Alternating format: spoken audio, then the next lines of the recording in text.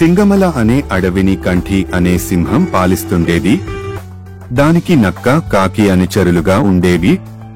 ఓ రోజు కాకి ఎగురుకుంటూ వచ్చి మన అడవికి దూరంగా ఉన్న ఎడారిలో ఒంటెను చూశాను.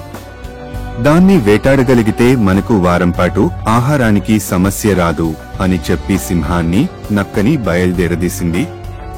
కాని ఎడారిలోకి అడుగుపెట్టగానే అక్కడి వేడికి సింహం, నక్కల కాళ్లు కాలి నడవలేకపోయాయి.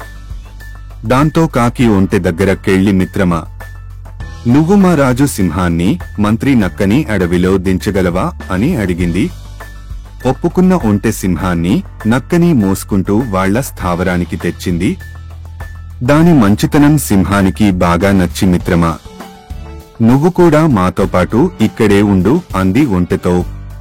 సింహం ఉన్నపడంగా తీసుకున్న ఈ నిర్ణయం నక్కకి, కాకికి బొత్తిగా నచ్చలేదు. అవి ఓ ఉపాయం పన్నాయి.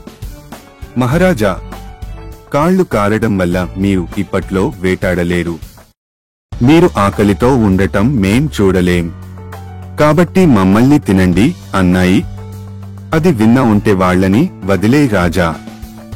నన్ను చంపితే మీ ముగ్గురికి వారంపాటు ఆహారం కాగలను అంటూ ముందుకొచ్చింది. నక్క, కాకి ఆ మాట కోసమే ఇలా నాటకమాడాయని సింహానికి అర్థమైపోయింది.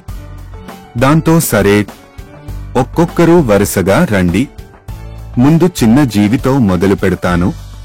కాకి, నువ్వురా ముందు అంది. ఆ మాటకి కాకి తురుమంటే, నక్కేమో పరుగు లంఘించుకుంది. ఒంటె, సింహాలు మాత్రం అప్పటినుంచి మంచి స్నేహితులుగా ఉండిపోయాయి.